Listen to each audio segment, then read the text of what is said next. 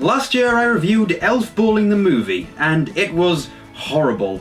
I also had to re-upload the entire video in February because, unfortunately, there was a copyright strike against me, which, when you think about it, is a really unfortunate pun, considering it's a bowling movie. When I was reviewing Elf Bowling, I didn't really think a Christmas movie could get much more horrifying. But oh boy, was I wrong. Okay, so Mark Hamill is a pretty big actor. I mean, he's in that new Last Jedi movie that just came out after all. I don't know what it's about or anything, but he plays some old dude on a cliff or something, and he has a robot hand. I don't know, it looks pretty cool. But would you believe me if I told you that he was in a movie that looked like this? Yeah, I'm not joking. This exists. It's real. I didn't just whip this up in MS Paint. This is something that aired on TV in 2002.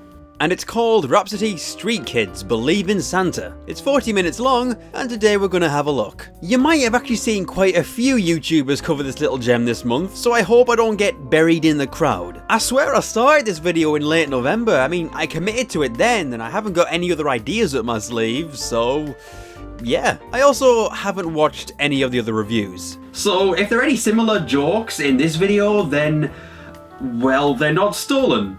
It's just coincidence. Anyway, a little bit of background. Rapsittie Street Kids Believe in Santa is a musical, made-for-TV movie by Wolf Tracer Studios and J. Rose Productions. It first aired on the WB in November of 2002, and it was never aired again. I imagine that is probably for the best. Hopefully it isn't cursed. I mean, I was hoping for another couple good years of Scarfulhu before one of these movies kills me, but you know, many have tried and failed, so give me your best shot, Rapsittie Street Kids. So the movie begins with a cartoon snowy landscape with some suitably festive music. It doesn't look great, but for now, we'll just give it the benefit of the doubt. And there's Comic Sans. That is another bad omen, but still, benefit of the doubt. The film begins with our central character, Riki, getting off a bus and rapping. It was the week before Christmas that I'm talking. I spent the day shopping with my grandma walking. Immediately, it all feels really weird and stilted. And I mean, the animation, do I need to say anything else except just look at it? And do I need to say anything else except listen to the rap? I've been a good boy through the year, you better know it. Get ready, Santa Claus, to start decking the halls with gifts from my Christmas list. I mean, I don't know, there's just something that feels really soulless about this. Beyond the animation, I mean. There's something else and I can't quite place it. And we're only like a couple minutes in. Needless to say, I'm picking up some bad vibes from this. Anyway, Riki heads over to a toy shop, looks at the money he has, and realises that he doesn't have enough to buy anything. 1, 2, 3 is all I see. And then he gets sad and walks home. Oh, bless. It's also worth pointing out that his house has MS Paint spray can snow on it. Ah, the mark of a true craftsman. So we then learn that Riki lost his mum a long time ago, and she left him with a bear before she died, which he now cherishes. He then decides that giving something with sentimental value would be the perfect gift for his crush, Nicole. You gave me this bear 'cause of love, so I'll give this bear 'cause of love. Sure, we'll go with that line. Not even the English feels quite right here. It's like several words are missing from these sentences. And I'm assuming that Riki is supposed to be a kid, but he sounds like an adult. I know that's occasionally what they do with a lot of animated shows, but I've never really been a fan of it. There are plenty of adult voice actors out there that can emulate child voices. For example, there's Nancy Cartwright. Nancy Cartwright does the voice of Bart from The Simpsons and Chucky from Rugrats. I'm sure she'd be able to do a good voice here. Just get someone like her. Bam, easy, done, nailed it. Don't just have a regular adult voice, it makes me think of taxes and human mortality. You don't want that in a Christmas movie. Anyway, we then head over to the school, where a short, stout kid with a scarf decides he's going to throw a small stegosaurus at someone. Hey, Nicole, duck!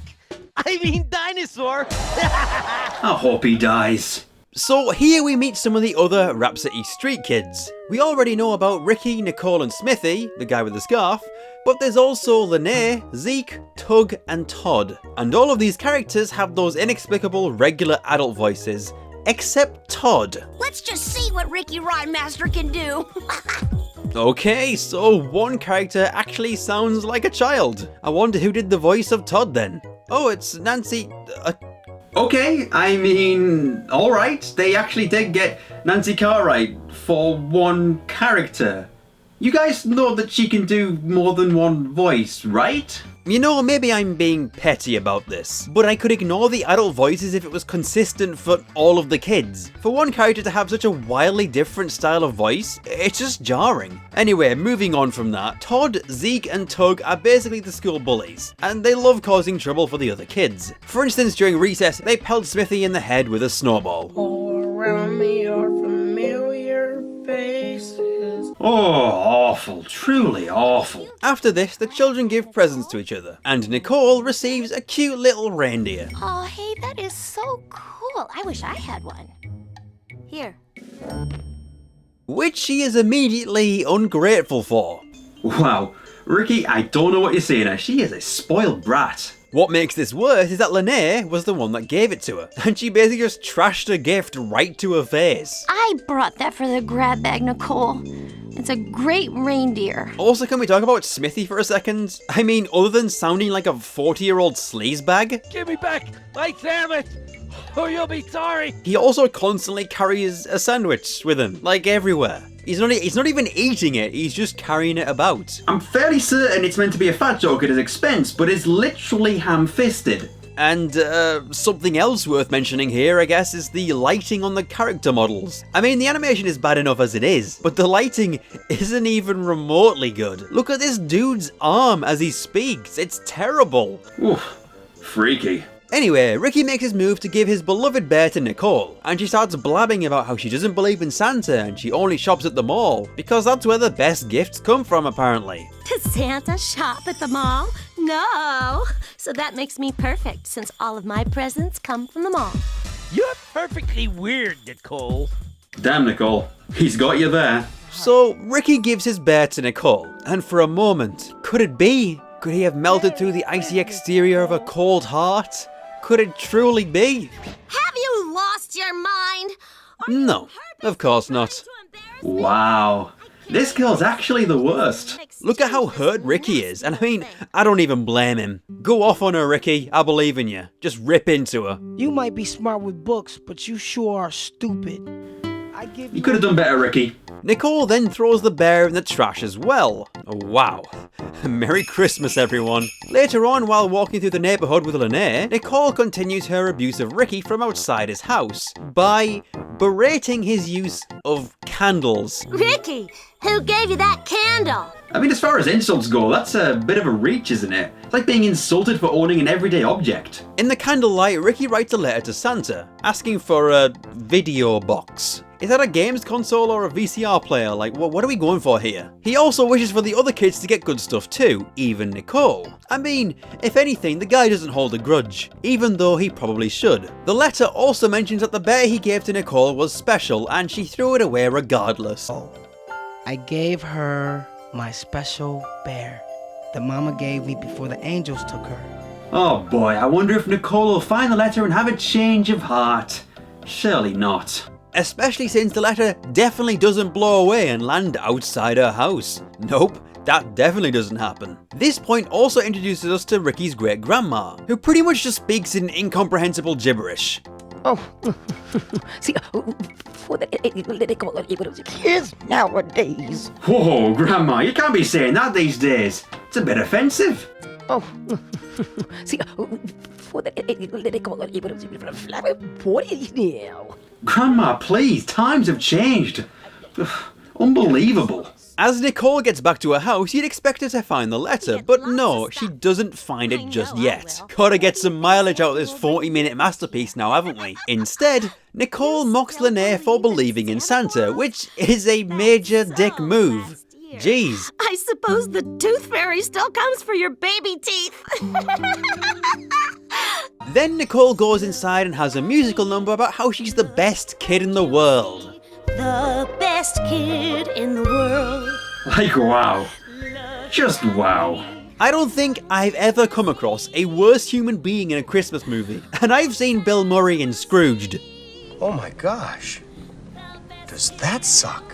But credit where it's due, the singing isn't actually that bad at all. As a matter of fact, it's pretty good. The only good thing in this movie, really, is that the voice acting from some of the characters is good. Not particularly remarkable, but good. That's unsurprising though when you consider that this film has a decent cast. I mean, you've got Grey Delisle, Mark Hamill, Nancy Cartwright, and a few others. I mean, sure, those guys aren't in the leading roles, but the main cast isn't bad either. So yeah, in that department, it's passable. It's just that the film looks awful, has incredibly stilted dialogue, and a completely rambling plot. Anyway, this musical number goes on for 2.5 minutes, which would be fine if it weren't a 40-minute movie overall, so it drags a bit. However, it does give some insight into Nicole. You see, despite claiming to not believe in Santa, secretly, she actually does. Unfortunately though, her outwardly non-believing attitude has spun poor Lynnae into an existential crisis regarding Santa. Well, there must be a Santa Claus. But don't worry, because her mum's there to pick up the mood. Come on, it's Christmas. Cheer up. Oof, nailed it. Perfect parenting. Eventually, Nicole finally notices the letter from Riki and immediately has a change of heart. Oh no, Riki. What have I done? So, just like that? She's nice now? Okay, so she teams up with Smithy and Lynnae and goes off on a quest to reclaim Riki's special bear. To start with, they search the dumpsters at the school, but they can't find it. Nicole is also mocked by the school bullies for rummaging through trash. Come on, let's get out of here before someone sees us with them. Or smells us with them. I'd give that burn a solid 6.5. It's enough to sting, but not enough to leave lasting psychological scars. But don't worry, Todd. I believe in you. You'll get there in the end. Since the three bear hunters can't seem to find it there, they then look in the basement of the school. For some reason, but not before Smithy gets put on a government watch list. I love creeping out creepy girls. You just know that the FBI has tabs on him now. Sadly, the old bear isn't in the basement either, which leads the bullies to jumping them again when they leave. And after Smithy's sandwich is knocked into the air, he shoves Todd into a tree and catches it. Yes! I saved you again, my friend! This guy being in a codependent relationship with his sandwich is incredibly disturbing and I don't like it. Regardless, they then head to the junkyard to try and find the bear, but instead they find huge, vicious dogs that chase them. Did I say huge? I meant that they're sausage dogs. Angry little wieners. And these running shots are just plain ridiculous. It's just the background moving, the characters are totally static. The bullies also turn up at the junkyard in order to point and laugh. So Smithy throws his sandwich and the dogs chase them off. The sausage dogs, by the way. The tiny little wiener sausage dogs. I mean, alright, sure, the sandwich was useful in the end. Chekhov's sandwich. Somehow they actually find the bear at the junkyard, which doesn't make any sense, and when they leave, they get chased by the dogs again for no apparent reason at all. They're just there again. And eventually, they find themselves at Riki's house, where Nicole tries to make up for being a heartless, awful wreck of a human being by returning the bear. Riki, of course, accepts her apology because he's too nice of a guy, and still, he wants her to keep the bear. Doesn't it mean a lot to you? Yes. And so does Friendship. Yeah. Friendship. So that plot thread is resolved, but there's still a little bit to go. You'll remember that Lynnae is upset about Santa possibly not being real, despite the magic of her floating grandma, of course. Although her dad resolves this by pointing out a cloud in the sky that looks like Santa. Not entirely sure how that helps, but sure, we'll go with it. Do you see Santa? There he is. He's there because I believe in him. And then there's another musical number. Daddy, will you try and help me understand? It's alright. It's not badly done, I suppose. And so, Christmas Day rolls around, and over at Nicole's house we get to see her dad, voiced by Mark Hamill, who is very pleased about his new suit. So I bought you a new suit. No surprises there. That's how I get most of my suits. Props where it's due, that is a nice suit. Nicole then opens up a present and it turns out to be the video box thing that Riki wanted, so she takes it over to him. You see, for some reason, Nicole got Riki's present. It doesn't really make sense, but at this point, I'm just gonna roll with it. So yeah, Nicole gives Riki the gift, he smiles in a horrifying way, then everyone meets up together for a lovely little pointless ending. Great Grandma, you always know just what to say. Christmas. Well, Couldn't have put it better myself. What even is Rapsittie Street Kids? This movie doesn't feel real. It feels like an anomaly from a dark timeline. Something about this just feels wrong. It's decently acted, but shoddily animated and written, so it just doesn't sit right at all. I mean, if it was all the same level of low quality, I'd probably have a better time accepting it. But this was aired. This was shown to real people. I'm baffled.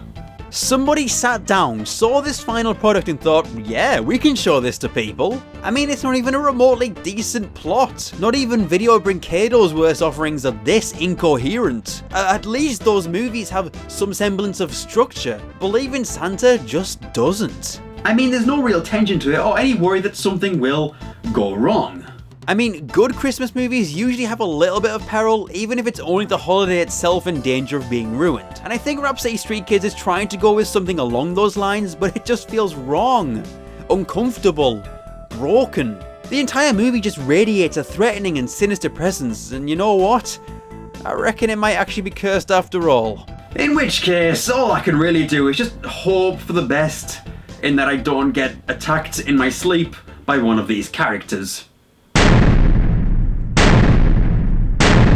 Christmas! Either way, have a great Christmas break, and I'll see you in the new year. Until next time.